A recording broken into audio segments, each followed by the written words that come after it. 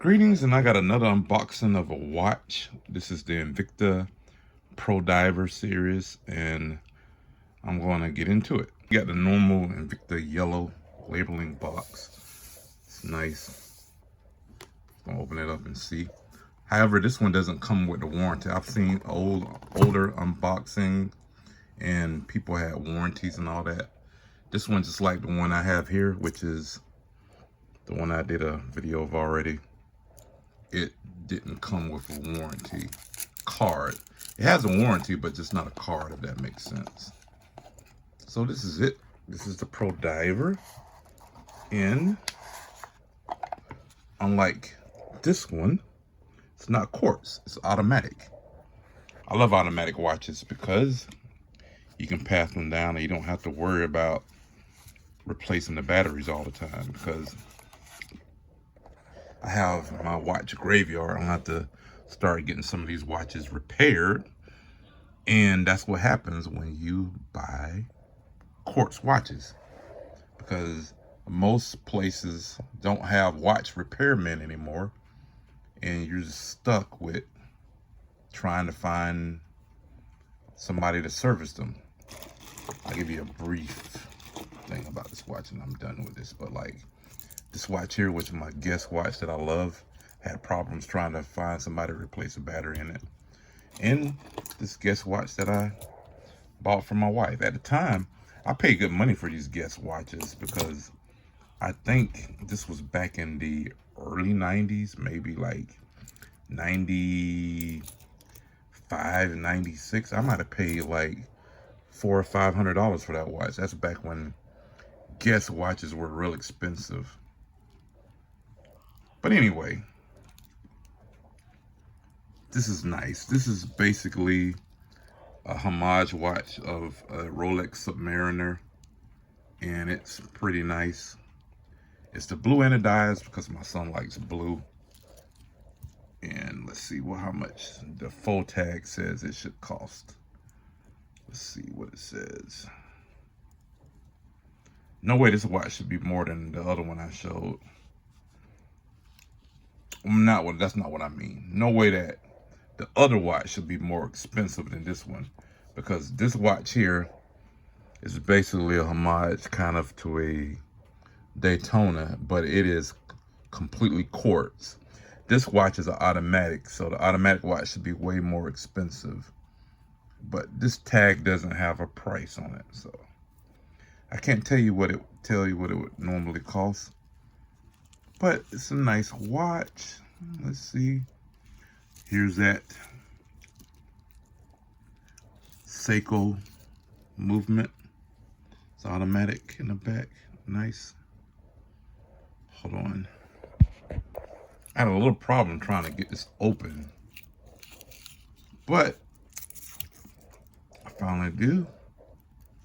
Have all the plastic on here. This is an oversized watch, just like the other one. I believe it's a 45 millimeter. I'm not sure, but this is a Pro Diver. It's pretty nice.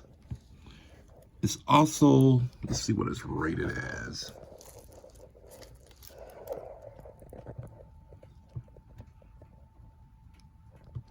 If we can see that, I'm trying to focus on that.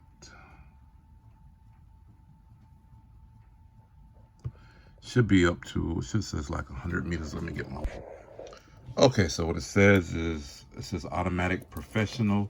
It says 600 feet, or I believe it says 300 meters. So, nice watch. You can pick this one up from Invicta. My son paid about $100 for this one with shipping. You can get them a little cheaper. However, the blue isn't really my thing, so if I was getting one, I would get the classic 1953, I believe, that Invicta makes. It's a nice looking watch. It's basically identical to this one. The only difference is it doesn't have the swinging Aquila. That's what I call this little proprietary wing that flies around. It just reminds me of an Aquila from like Warhammer 40K, so that's why I call it Aquila. But It doesn't have the Aquila on it. That's what I call them. But it does have everything else. It has the bezel, the Cyclops. It's a dive watch. Looks pretty nice, and I wouldn't have any problems with taking this watch anywhere and wearing it, because that's what this watch is for. It's one that's made to wear, and if it gets damaged, lost, stolen, no big deal. That's what these entry-level watches are for. You find one that's cool, nice looking, and they should be enjoyed and worn, not just put in a shop or investing. But if you don't have the money, then you buy one of these. And then when you get more money, then you upgrade, you buy a Timex, a Casio, or Seiko, or Citizen. All those are nice. My son bought a pretty decent Citizen watch from the Citizen outlet store in Orlando. It's a pretty nice little watch. So that's what you do. You just keep buying them until you get the one that you really like. Some people say save up your money and buy that one watch that holds its value. I don't recommend you do that. You don't buy a luxury watch until you can afford it. And the other thing is, if you spend all that money on a watch and you can't really afford it, if something happens to the watch, you have lost out. If this watch is broken, stolen, somebody comes and tries to rob you, it's just $100. Give it up. It's not worth even getting in the hassle with it. You want to go into another country somewhere, you want to dive with it. If you lose it, it breaks, no big deal.